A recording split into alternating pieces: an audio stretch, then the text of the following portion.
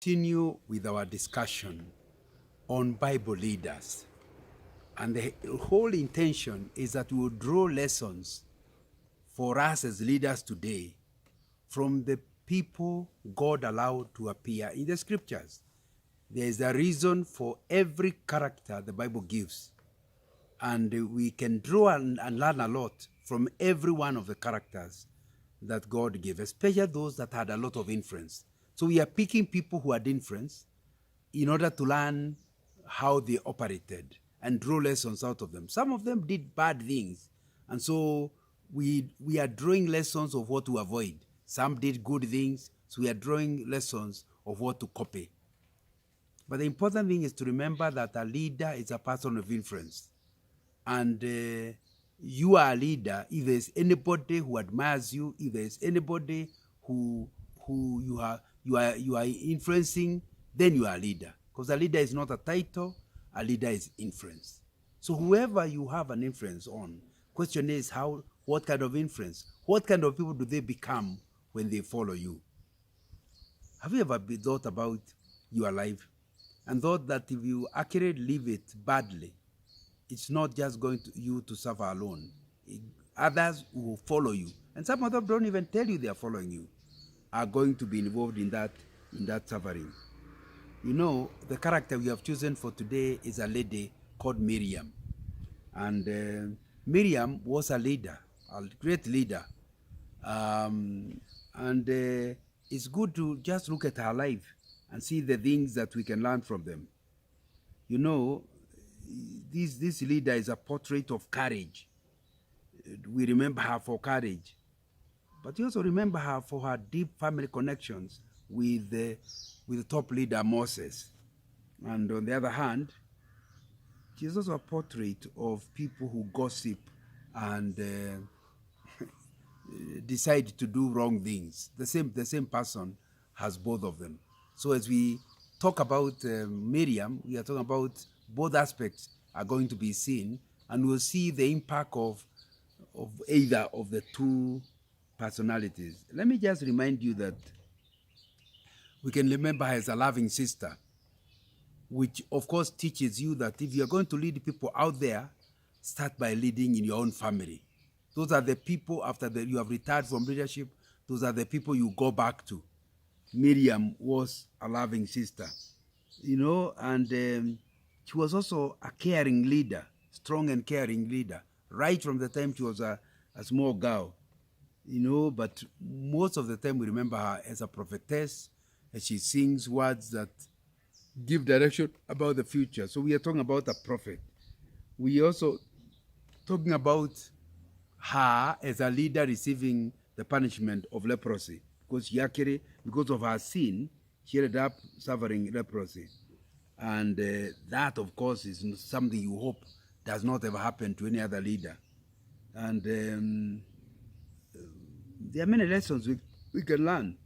We can learn lessons about courage, and that will be important for us to spend time on. We can learn lessons about how to handle sibling rivalry. We can also learn, thank God for each one of ever blessing that came from this leader, Miriam. And we also can pick a few other things like the use of gifts for God's glory, which he used very well, or even the dangers of complaining, and you have to think about what you'd be complaining about and what you'll not be complaining about, and the dangers of talking ill of others, which is caused by jealousy. All that is a lesson we see from this lady. And then we see faith as a blessing for future generations when she continues to trust in God. And there are many other interesting facts about Miriam that we could look at. And my prayer is that you come to where you quit this kind of wrong side of our sister and copy the good side of our sister. It will be important to see that the first thing is, the lesson I drew out of here is that Leadership starts in the family. Miriam is not the only one. There was a guy called Joseph who also started in his family, leadership in the family, giving direction. And of course, it backfired because the older brothers would not stand it. But you can already see when you see a small boy or a small girl, the influence he has. And it does not matter whether they are firstborn or lastborn, is irrelevant. There's something in you that God has given you that may cause you to be a person of influence. You know, Miriam was born around 1576 BC and is the daughter of Amram and Jochebed, the parents of Moses, and therefore she is the sister of both Moses and Aaron. And she is described as a prophetess. But that starts right from the beginning. She had interpersonal skills of a very high nature. One of the lessons you learn right from the time she is young, she has interpersonal skills, and every leader requires interpersonal skills. Because you are not leading sheep, you are not leading goats, you are leading human beings, and you must learn how to deal with them. People today talk about emotional intelligence. You must know, and Miriam was good at it. You know, we are first introduced to this Miriam as she and her younger brother Aaron welcome a new baby. The baby is called Moses. It is believed that Miriam was around 5 years old and Aaron maybe 3 when Moses was born. So Miriam is the firstborn. Unfortunately, Moses was born during a time that a decree was in effect demanding that every Hebrew baby boy must be killed. Miriam had parents who were pretty strong in their faith and trusted that God would protect this baby. And so they refused to kill the baby. Her mother was able to hide the baby, Moses. Now, right at the beginning. Now, so we see they're in a sibling. She's the firstborn, Aaron follows, Moses is the lastborn, and she's big enough to, at the age of 5, she understands what's happening. So she is able to see the risks that are there and what she can do about it. But I think the first thing is that we see her able to, the mother can trust her to handle a very serious project by how she will talk to the lady, who is a princess. So when the princess comes to the river and the baby is hidden in the water, she is standing far away until the baby is taken out and this small girl comes to see and says, "Can I look for somebody to look after the baby for you?" Wow, what a clever way. She doesn't introduce herself, even at the age she is, she doesn't introduce herself as related with the baby in any way. She is wise enough to know what to say, what to not to say. She is also wise enough to know how to approach, royalty. This princess, Pharaoh's daughter. That really something that we must admit is a very, very high skill, interpersonal skill level. And many people mess up their leadership simply by inability to know, this is the way I talk to this one, this is the way I talk to this one, this is what is expected of this one, this is what is expected of this other one. But Miriam teaches us that when you do so, you can carry out a big feat. And my prayer is that we'll learn that this thing of talking about that young people are the leaders of tomorrow is total nonsense. Your leadership starts, if that small girl could actually carry such a complicated feat and help, with God's help to save Moses. No, don't you see clearly we look down on young people? Even if you may not be the leader of the whole village, there are young people of your age and younger whom you can still influence, so that your leadership is not a leadership tomorrow. If you are not leading today, chances are you will never lead at all. This girl is a leader, and it's a level where she's even able to influence the decision of a princess. That's what we need to be able to help our children to see, that instead of becoming followers, they should be people who think through and so influence others. Instead of bowing down to peer pressure, they should be people who actually do not go with just with the peers, is able to lead the peers to the right direction. That's what we see in this little girl. This small girl who is able to carry out such a big feat starts at an early time. So, who are the young people? You are 20 and you still feel young enough to be playing around without thinking about what has God created you for? Are you at this age trying to achieve it? Or will you be starting at in your 40s? Is when you'll be starting to lead people to the direction God created you to. You know, all of us have a reason why we were born. We have a reason why we are born again. And there is something that the world will be the poorer unless the world has you. Discover it early and use it to influence others so that you can benefit them, you can impact them, and so that God can be honored and glorified. You know, that thing we learn about Miriam is that, and the mother is involved in this, leadership is taking risks. You cannot be a leader if you are not willing to take risks. Calculated risk, however, not just foolish risk, calculated risk. The mother and this girl have calculated. If you put this baby in the water, and this is around the place where the princess normally comes, she is likely to see the baby. Two things will happen. She could call the soldiers to come and kill the baby, or she might sympathize with the baby.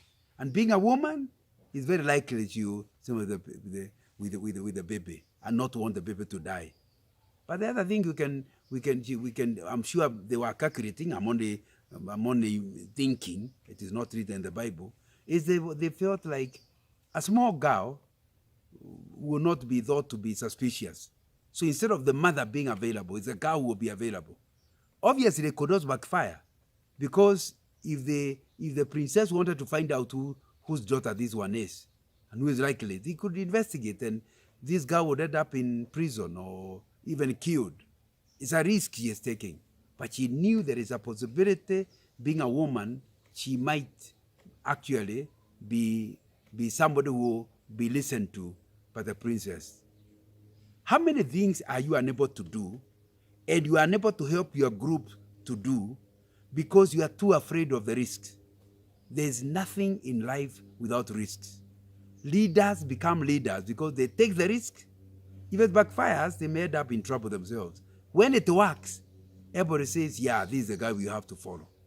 We must learn not to take foolish risks, but to take calculated risks, like the small girl, Miriam. I think it's very, very, very important. In Psalms 27, verse 1, we read, "The Lord is my light and my salvation. Whom shall I fear?" That must have been what this girl had in mind. But because I am with God, and the mother had trained her to trust in God, I'm going to take a risk for this special boy, my brother. And if I die, I die. But I might not die because I'm with God. And everything worked out right. No wonder now we have the story of Moses. But here, we are talking about the older sister, Miriam. So, back to the question. As a leader, are you risk averse? And therefore you do not ever take risks? Therefore your group is not going to the extent it could have gone? Or are you a risk taker? Because either extreme will be bad, where you don't want to take any risks, therefore you can never expand your territory. Or you take foolish risks, and therefore you destroy the whole group. We are talking about calculated risks. And it will be important for you to understand this girl and the mother took a huge risk, but it worked out to the benefit of us having Moses. God was with him. And it's important to, as you take a risk, you don't just take a risk without consulting God. You know, the next thing we learn about this girl is that we learn from her that a good leader cooperates with whoever is given the task by God. So, we see her for most of her life, except a little later, she accepts Moses, the younger brother, to lead. She doesn't say, but who are you? I even looked after you when you were a baby, no? When God sends Moses to actually be the one who will deliver the people, the children of Israel, out of Egypt, The sister is one of the key supporters. The brother is the spokesman. This family of Amram is actually, God uses it to do a great, great miracle as they are taken out of, as you know, Israel are taken out of Egypt. Let me ask you, as a leader, do you understand that it does not make you small to support another leader and so become a better team so that the whole organization will go places? Miriam, at least at that stage before she backslid, initially accepted Moses. And I think that's something we will need to learn. Many people, especially when they are called leaders, do not want to be led. Many people try to do things that they are not good at. For example, you find an evangelist who wants to become a pastor because you don't know the who told you to be my pastor. I'm even older than you. I preach and bring more people to the Lord. But pastoring requires certain skills. So even if the younger person who doesn't have your gift of evangelism is actually the one becoming the chairman of the church, my friend, I support him. That's what Miriam did. And you'll see the whole organization will gain when people support skills. So when you see God has his anointing on Moses, Miriam supports that anointing. When you see people who are younger than you, not as qualified as you, not as gifted as you, they have certain gift which allows them to do something better than you. Please support them and see the places you will go. And I think that's an important, very, very important thing. You see, a good leader is also a person who walks with God and accepts God's miracle. You know, she was as part of a huge throng of people to cross the parted Red Sea. She looked back after passing the Red Sea, and she is happy to see God destroy the Pharaoh's army. You know, one of the important things is to know God. If you are a leader and you don't know God, then you only lead up to your capacity, because you don't know about a God who can do miracles and do things that are much more than you can ever achieve. But Miriam knew this God. So when Moses says, we are walking across, she leads people along, and they walk across the Red Sea on a dry ground, believing that the water can't come back. Of course, as a human being, you know it could, but they trusted in God. What a trust Miriam and her brother had. May the Lord help us to walk with that belief, where we believe in God and are able to walk with him, and so see the miracles that Miriam and her brother get. You see, one of the things we see about this Miriam prophet is that she was actually a worship leader. The song we read that he sang is called the Song of Moses and Miriam, and it was actually, I think, written by Moses, but it is Miriam who leads the worship in Exodus chapter 15, verse 1 to 18. But according to verse 20, Miriam took a timbrel in her hand and led the women in music, song, and dance to celebrate what the deliverance God has given. The Miriam, this prophet, Aaron's sister, is a singer. That's why she's able to take an equipment and she reads singing. Sing to the Lord, I pray. Miriam is reading them. For he is highly exalted, both horse and rider. He has hurled into the sea, was her song. You know, when you become a leader and you are doing great things, it's very possible to lose your worship experience. Miriam was still a worship leader, even after she is in the top cabinet, the king cabinet of Moses. And I want to ask you something.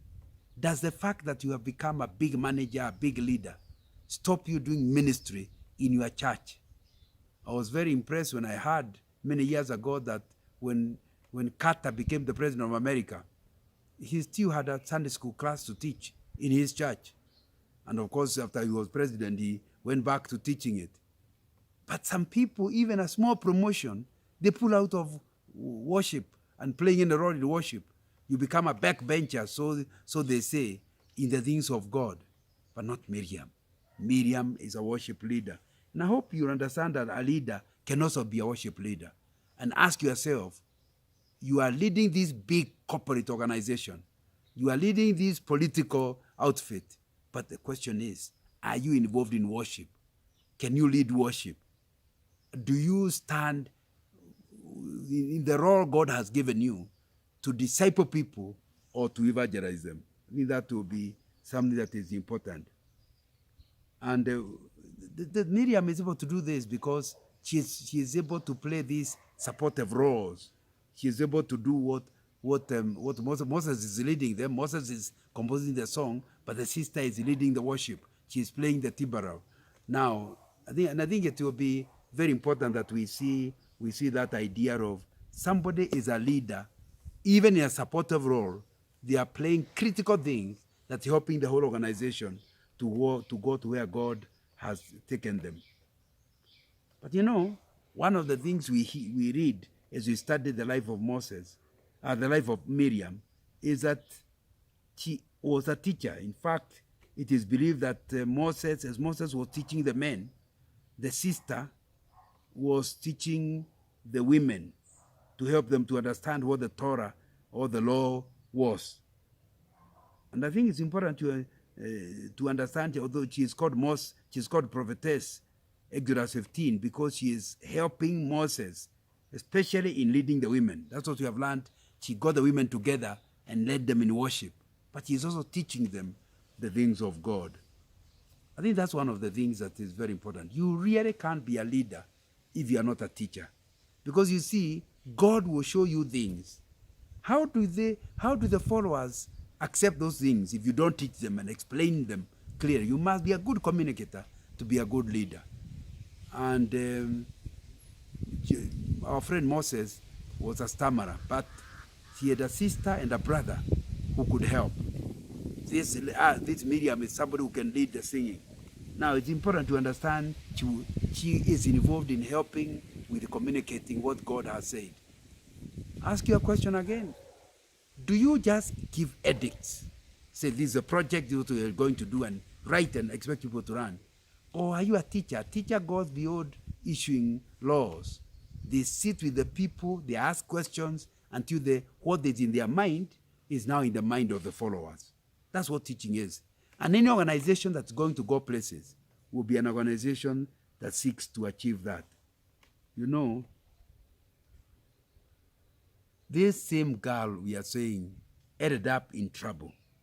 She was hungry for power. After cooperating with Moses, from the way we see the story at the beginning, she remembers, or she seems to remember. But he's my kid brother. How can he be leading us? I'm also capable of actually leading. And so Miriam, over time, has become hungry for power.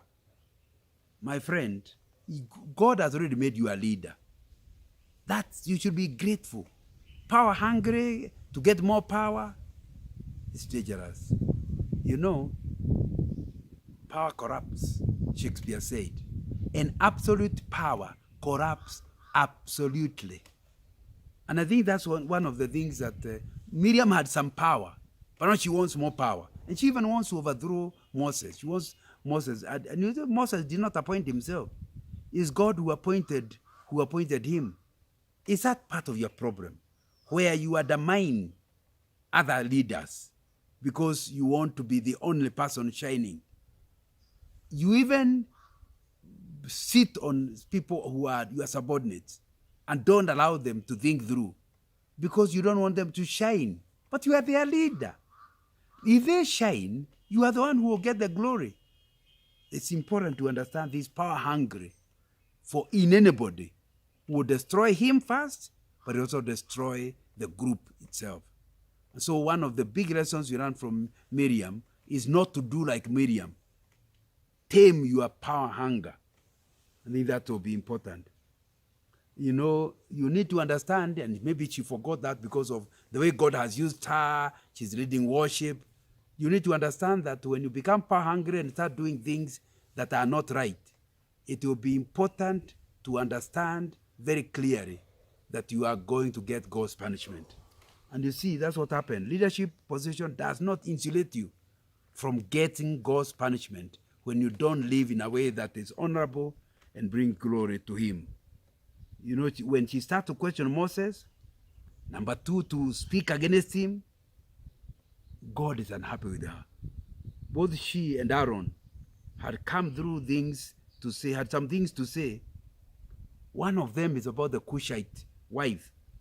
Why did you marry somebody who is not from our tribe? That is terrible. And they are talking against Moses' wife. The Lord, who hears all, decides to discipline Miriam by striking her with the leprosy. And Moses, the brother, had to really pray for her. So you need to understand what we are learning out of here, that it could easily lead you into trouble when you start sinning in your leadership role. Your subordinates may never follow you. Your subordinates may never touch you. But God, who is your God, will bring you to shame and destruction, like happened with Miriam. You know, but the good thing is that we always have a good second chance. Miriam cried to God, and God did heal her of leprosy. And even you, please admit what you, in your leadership does not please the Lord. Go back to him, and like Miriam, you will start enjoying the many things God has intended for your life. Otherwise, you could finish weak instead of finishing strong. And it's important to understand that you are a part of the blessing. Don't become a part of the curse that people are going to experience. So what have we learned about Miriam? Several things. She was a good sister. God allowed her to work well with the team. Many people have something they call sibling rivalry. So they are unable to work together. But this team of Aaron, Moses, and Miriam seems to work okay, despite the fact that the girl is the one who is the firstborn. They seem to work quite okay until when jealousy comes. And we are learning that we also can work with our relatives. We can work with people who are, as long as it's your business, you can work with them. But it's important that you respect them. Number two, we learn that we as leaders, prophets like she was, must continually lead people and teach people the things of God. And in teaching them, you will help them to perform better. And in performing better, the organization will move forwards and be of help to whatever God has given as the future of the organization. That's what a leader will do. Helping the organization from the area of comfort where they are now to where God wants it to be. In between is an area that's not very comfortable for the group. And it will be the responsibility of the leader to give assurance and walk with the people to the new place. Miriam teaches us that getting the people to appreciate what God has done, getting to worship with them, is something that will help the whole group. And finally, we learn from Miriam, women can be leaders. Women can, actually, God can use them. Just the way he used Aaron to lead in worship, to lead in people going across the Red Sea, to lead in various other aspects. I think it's important to understand women are in God's plan to lead his people to whatever is the promised land. May the Lord really help you as a person to see what you can do. If you are a woman, remember there is a reason you are born. And the reason you are born is well beyond a husband. You are supposed to impact your husband, yes, but beyond that, you are supposed to impact the people of God within your calling. We also learn, finally, that your leadership starts young. I want to ask you who is listening to this and you are not old. What are you doing currently? Don't worry about what you'll do in the future. What are you doing currently that's helping to influence people to a better position? Thank you very much.